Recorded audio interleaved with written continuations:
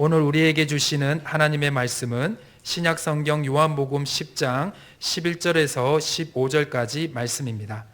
신약성경 163면에 있습니다. 요한복음 10장 11절에서 15절까지 말씀입니다.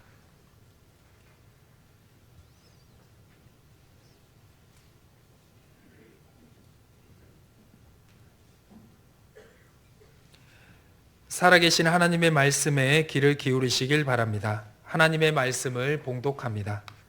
나는 선한 목자라. 선한 목자는 양들을 위하여 목숨을 버리거니와 삭구는 목자가 아니요 양도 제 양이 아니라 이리가 오는 것을 보면 양을 버리고 달아나나니 이리가 양을 물어가고 또 해치느니라.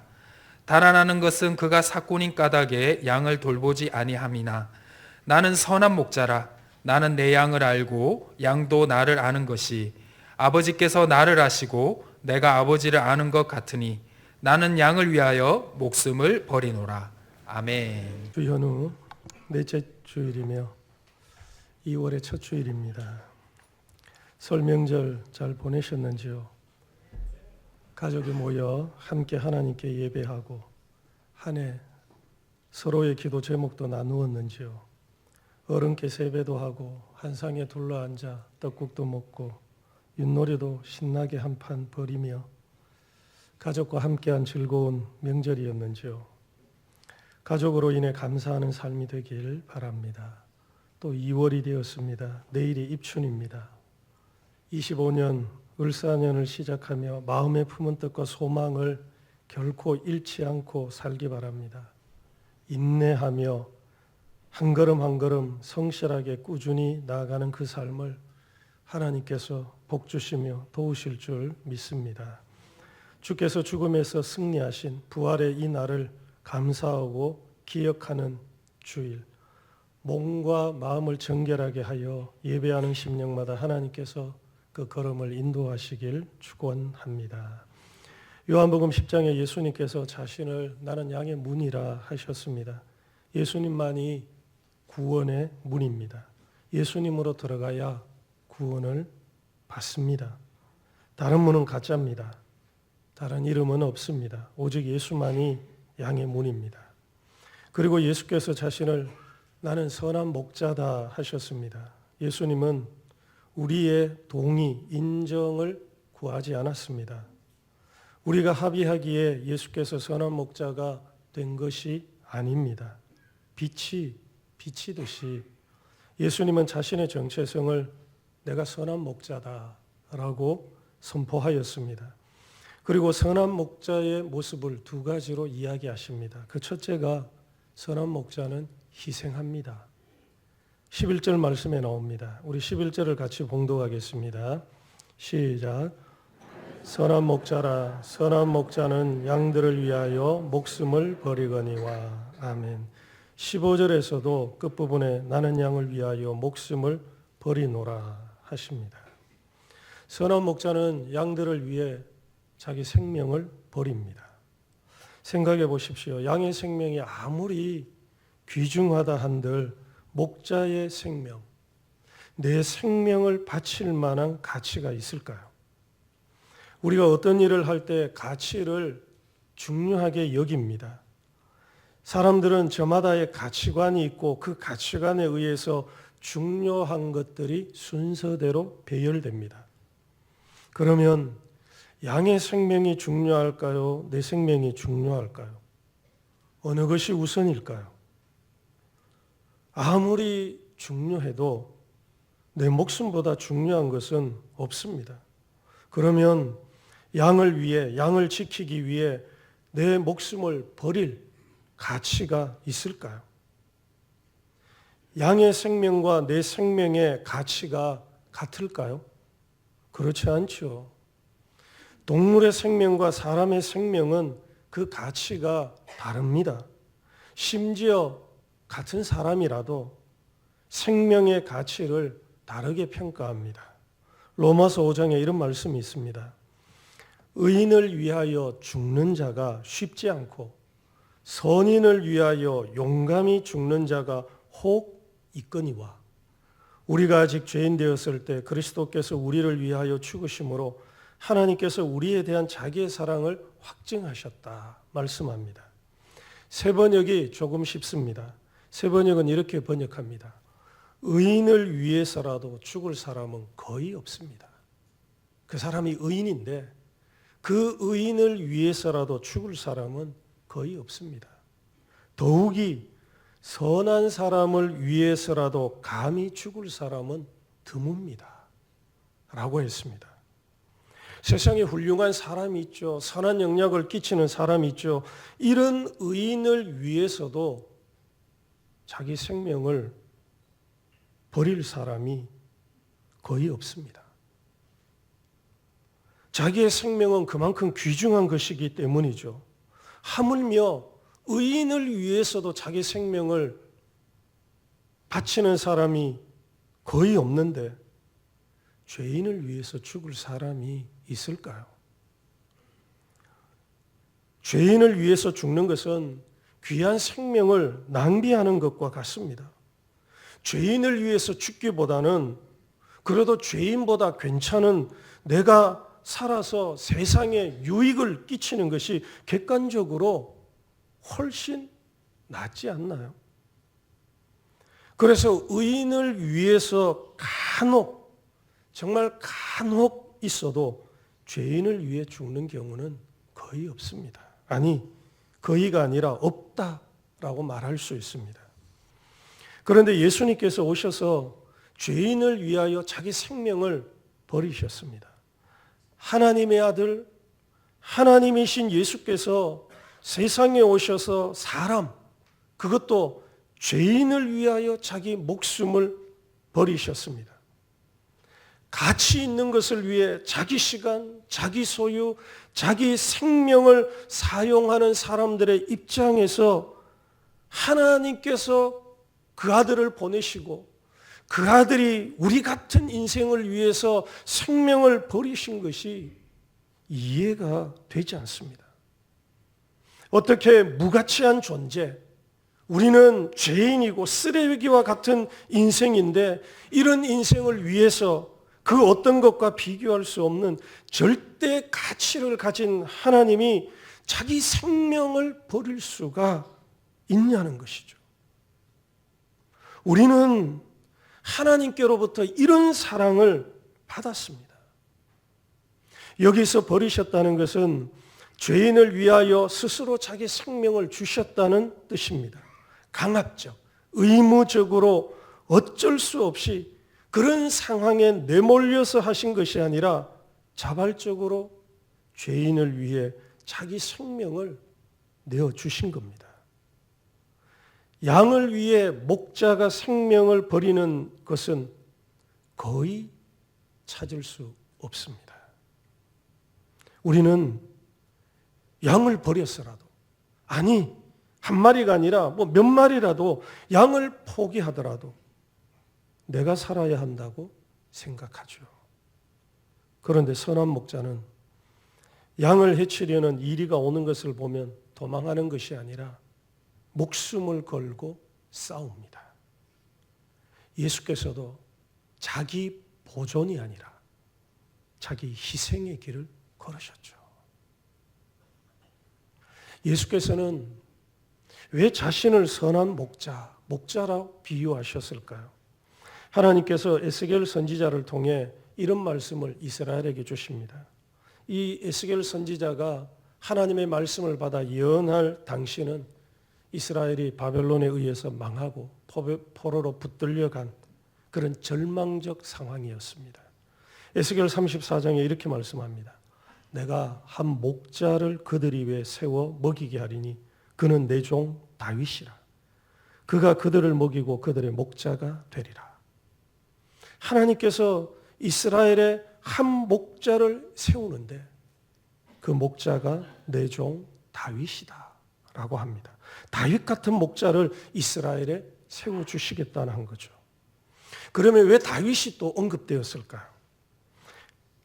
다윗은 사무엘 선지자가 왕으로 기름 부음을 베풀기 전에 양을 돌보는 목자였습니다. 다윗이 목자였을 때 양을 어떻게 돌봤을까요? 블레셋 장수 골리앗과 싸우겠다고 다윗이 나설 때 사울 왕이 극구 말립니다. 저 블레셋 사람과 싸울 수 없으리니 너는 소년이요 그는 어려서부터 용사임이니라. 그래서 다윗이 사울 왕에게 이렇게 말합니다. 주의 종이 아버지의 양을 지킬 때 사자나 곰이 와서 양떼에서 새끼를 물어가면 내가 따라가서 그것을 치고 그 입에서 새끼를 건져내었고 그것이 일어나 나를 해하고자 하면 내가 그 수염을 잡고 그것을 쳐서 죽였나이다. 다윗은 양떼를 돌볼 때, 아버지의 양을 지킬 때 양을 위하여 자기 목숨을 걸었습니다. 양의 새끼가 물려가면 기어이 따라가서 사자와 곰을 쳐서 그 입에서 새끼를 건져내었습니다. 이것이 얼마나 위험천만한 일인가요? 사자나 곰은 생존하려고 이 양이나 초식동물을 잡아서 먹는 것이 그들의 생명을 유지하는 것이기에 필사적으로 공격하죠. 그런 사자와 곰을 막아서는 것은 정말 두려운 일입니다. 그런데 다윗은 이 양을 구하고자 자기 생명을 돌보지 않고 싸웠습니다. 다윗은 양을 돌보는 일이 어떤 일인지 알았습니다. 우리가 그저 그림으로 보는 낭만적이고 목가적인 그런 상황이 아니라는 거죠. 그 이면에는 양의 생명을 둘러싸고 목숨을 건 거칠고 치열한 싸움이 일어난다는 겁니다. 내가 죽을 수 있는 거죠. 양 한 마리 때문에 내 목숨을 위험에 빠뜨릴 수 없다고 생각하면 할 수 없는 일이죠. 그런데 다윗은 청소년기에 목자로서 양을 지키기 위해서, 양의 생명을 구하기 위해서 자기 생명을 걸었습니다.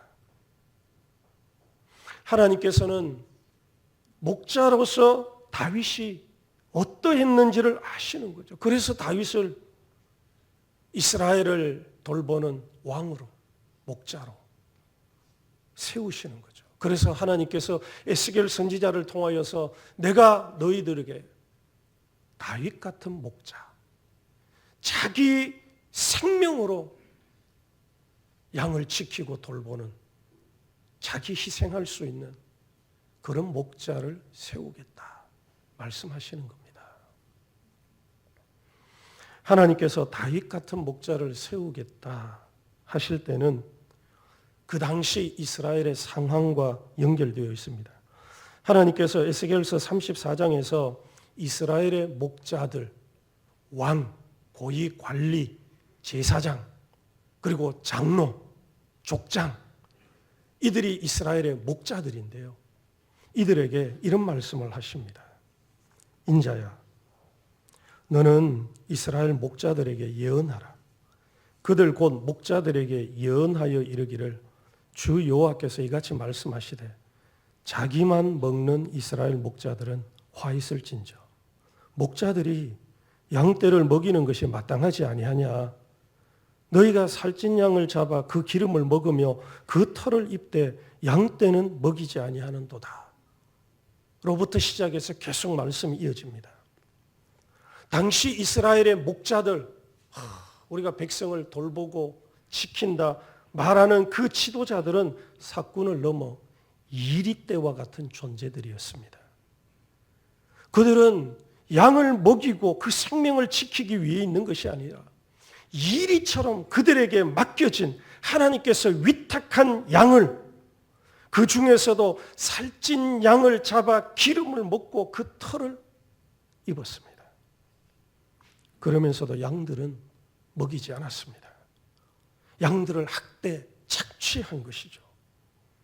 이들을 사꾼이라 부르기도 부끄럽습니다. 사꾼의 모습을 가장한 이리와 같은 흉악한 지도자들이죠. 오늘 말씀에 예수께서도 삭군을 이야기합니다. 당시에 목자는 양들을 모두 돌볼 수 없을 정도로 이 양들이 많아지면 일꾼을 고용했습니다. 이 일꾼이 삭군으로 계약 관계입니다. 이들은 고용된 사람이죠. 따라서 삭군이 돌보는 양은 자기 양이 아닙니다. 삭슬 받은 만큼 일하면 되는 거죠. 그렇기에 이리가 공격하면 자기 생명을 걸고 양을 지키기 위해서 싸우지 않는 거죠. 이 삭군의 입장에서는 충분히 이것이 이해가 되는 거죠. 그래서 삭군은 어려운 일이 발생하면 도망합니다. 내가 먼저지 양이 먼저가 아니죠. 내 생명이 소중하지 양의 생명은 다음쯤 되는 거죠. 그래서 삭군의 특징은 철저하게 자기중심적, 자기우선적, 이기적입니다. 양이 나를 위해 희생하는 것이지 내가 양을 위해서 희생하는 것이 아니죠. 그래서 이리와 같은 들짐승 떼가 습격하면 그들이 양을 공격하는 동안 나는 도망할 시간을 벌 수가 있는 거죠. 양을 위해 희생하지 않습니다. 양이 희생해야 하는 거죠. 삭군도 양을 위해 일합니다. 의무적으로 일하죠. 그러나 그 의무가 내 생명을 바치는 것까지 포함된다고는 생각하지 않습니다.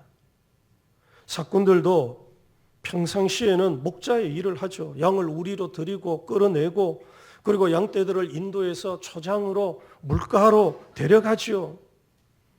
그러나 위급한 상황이 발생할 때 정작 양들이 목자의 보호가 절실하게 필요할 때는 삭군은 자기 살 길을 찾아 양들을 내버려 두고 도망합니다.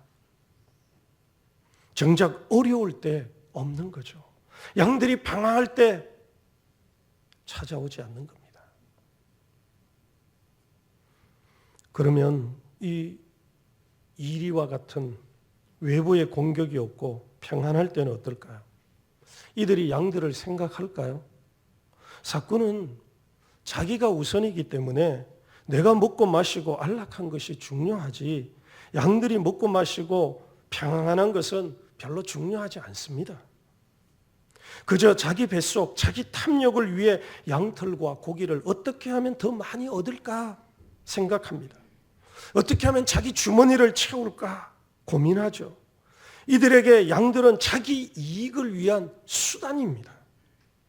그래서 양의 안전, 양의 생명은 뒷전이고 자기 이익, 자기 만족을 채우는 것이 우선입니다. 그러나 선한 목자는 양들을 위하여 자기 생명을 버립니다. 양들이 의의 길로 가도록 양들을 이끌어가며 돕습니다.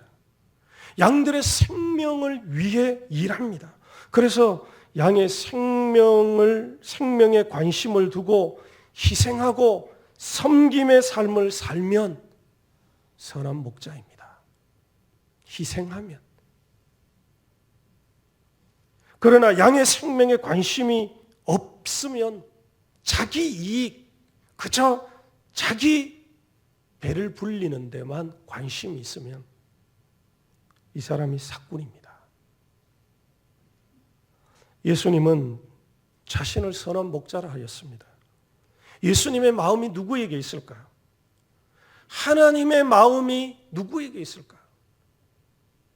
하나님이 세상을 이처럼 사랑하사 독생자를 주셨으니 하나님의 마음, 우리 주님의 마음은 양들의 생명, 양들의 구원이 있는 것이죠. 우리도 양들의 생명을 위한다면 그 사람이 목자의 일을 하는 겁니다. 직분이 아니라, 그런 직분을 맡아서가 아니라 양의 생명을 위하고 그 양의 생명을 돌본다면 그 사람은 이미 목자로서 사역하고 있는 겁니다. 둘째로 선한 목자는 양과 인격적 관계, 교제를 가집니다. 그것이 14절과 15절에 나옵니다. 우리 14절, 15절을 함께 공독하겠습니다. 시작. 나는 선한 목자라. 나는 내 양을 알고 나를 아시고 내가 아버지를 아는 것 같으니 나는 양을 위하여 목숨을 버리노라. 아멘. 이 두 구절에 안다는 말씀이 계속 반복되죠. 예수님은 안다 하십니다. 그래서 목자는 양을 압니다. 우리는 예수님이 양을 아는 것을 당연하게 여깁니다. 목자니까, 예수님이니까, 그분이 하나님이시니까 우리를 안다고 합니다. 그런데 이 알은 쌍방적입니다.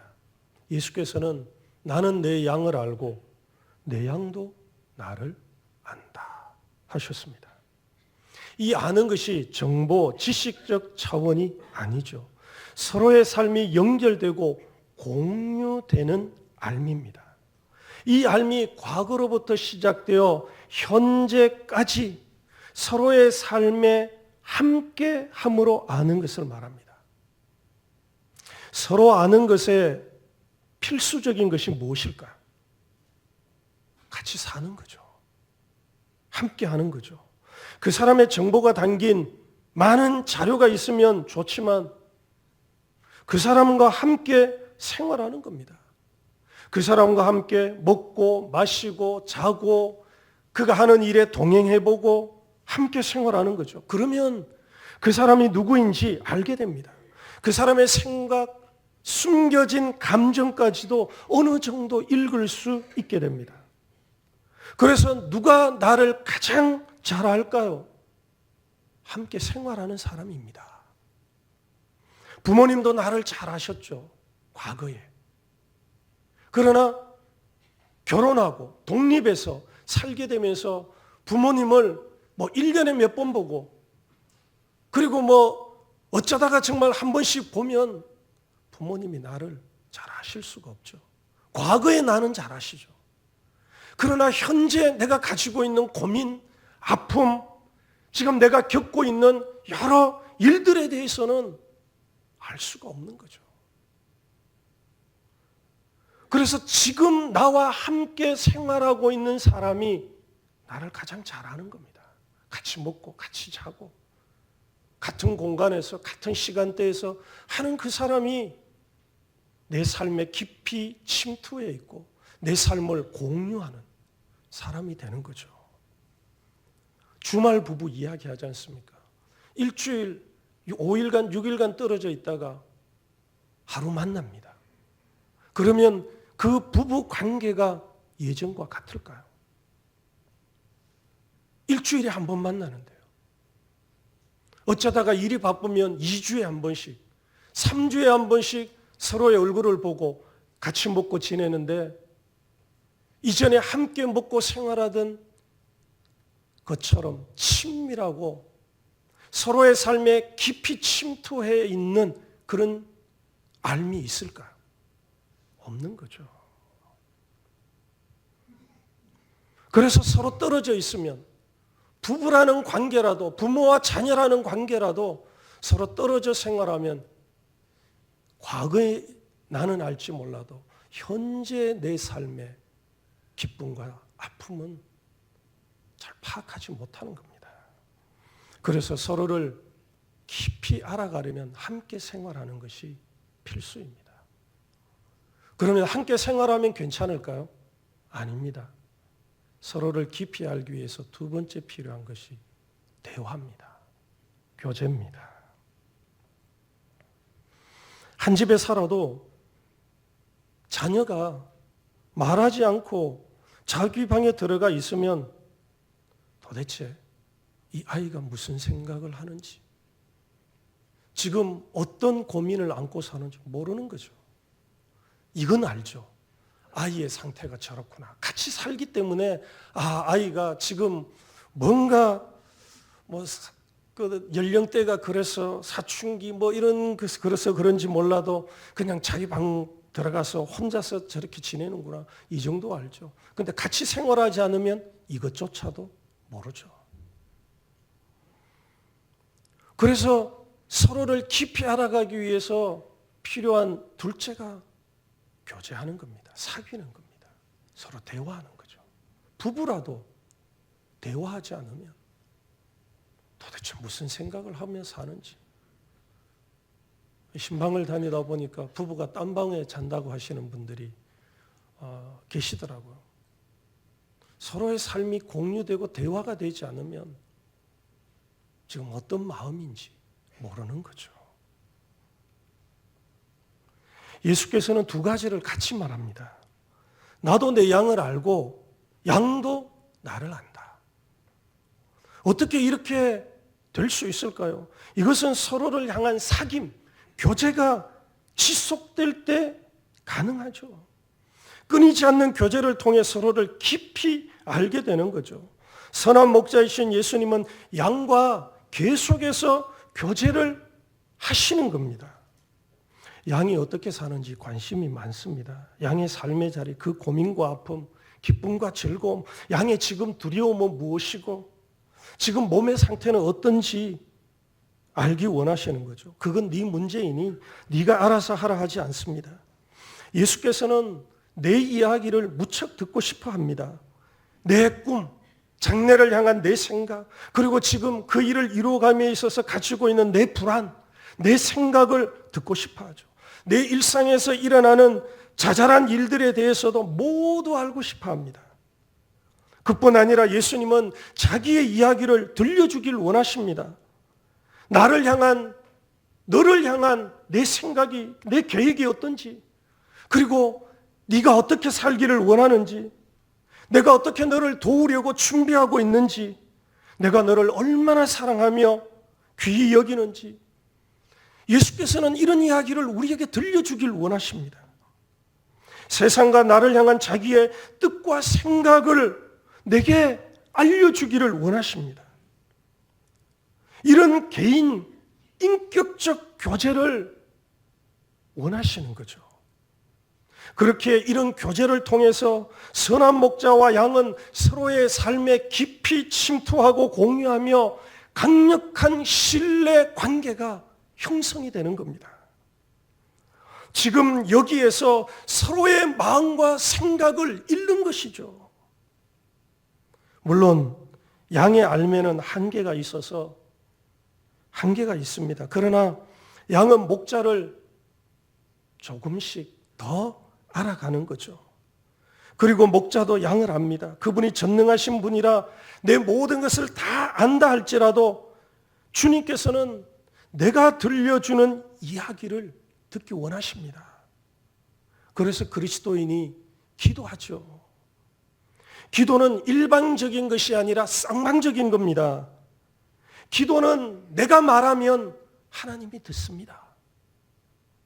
기도는 하나님이 말씀하시면 내가 듣는 겁니다. 그래서 기도는 서로 말하고 서로 듣는 겁니다.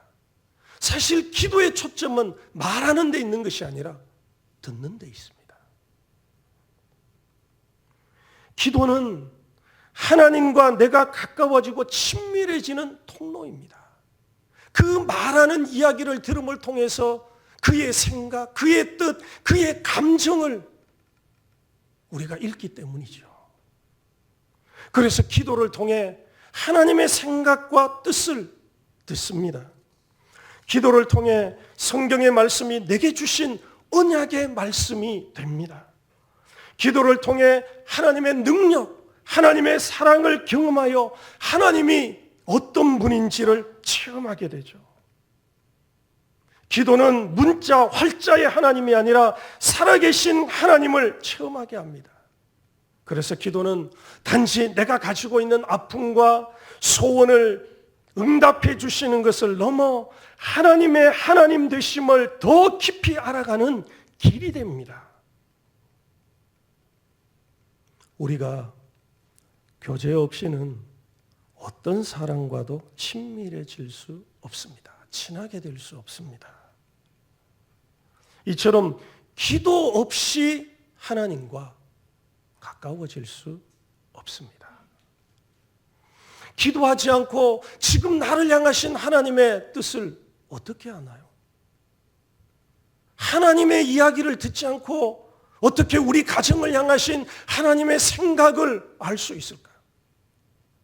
우리가 함께 기도하지 않고 이 믿음의 공동체, 교회를 향하신 하나님의 신실하신 뜻을 파악할 수가 있을까요?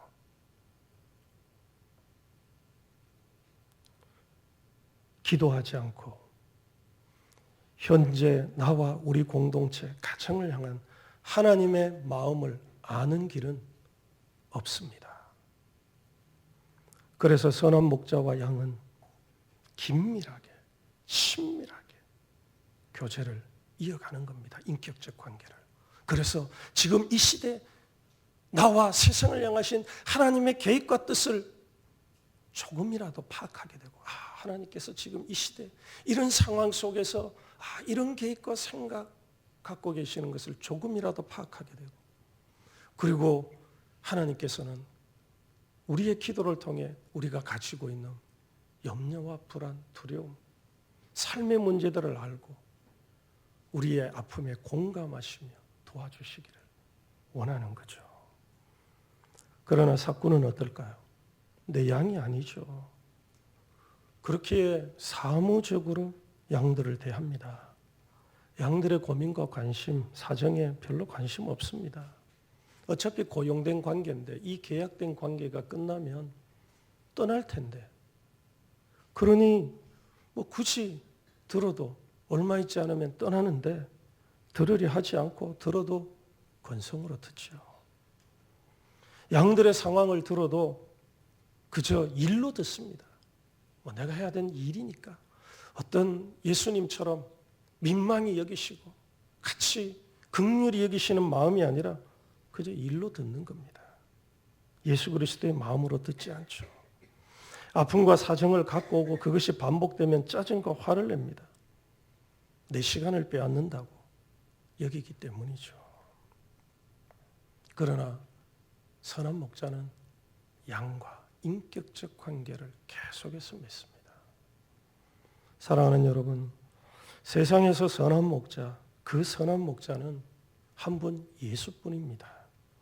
온전하시고 완전하신 선한 목자는 예수밖에 없습니다. 하늘에서 땅으로 하나님이 사람이 되어 오셨죠. 우리를 구원하기 위해 죽으셨습니다. 그 생명을 버림으로 우리의 죄를 속해 주실 수 있는 분은 예수밖에 없습니다. 그래서 완전하신 목자는 예수밖에 없습니다. 그러나 우리는 또 성경은 사람을 목자라 부르기도 합니다. 예수께서 요한복음 21장에서 베드로를 향해 네가 이 사람들보다 나를 더 사랑하느냐 물으시고는 내 양을 먹이라, 내 양을 치라 하셨습니다. 예수님의 양과 예수님의 양을 먹이고 치도록 목양을 위해 부름받은 직분이 있습니다. 그러나 여러분의 기대치를 예수님과 같은 높이에 두면 안 됩니다. 사람으로서의 목자는 연약하고 허물이 많습니다. 다만 그들이 예수님 닮기를, 주님 사랑하는 사랑으로 충만하기를 기도해야 합니다. 그들이 정말 부름받은 사람으로 그 부르심의 은혜 가운데에서 자기를 위해 살지 말고 양들, 그리스도께서 피로 사신 교회를 위해서 희생하고 헌신하며 살 수 있는 은혜와 능력을 주시도록 기도해야 합니다. 자기 이익과 자기 목적이 아니라 먼저 그의 나라와 그의 의를 구하고 예수께서 교회를 사랑하시듯 그렇게 사랑하는 사람이 되도록 기도해야 합니다.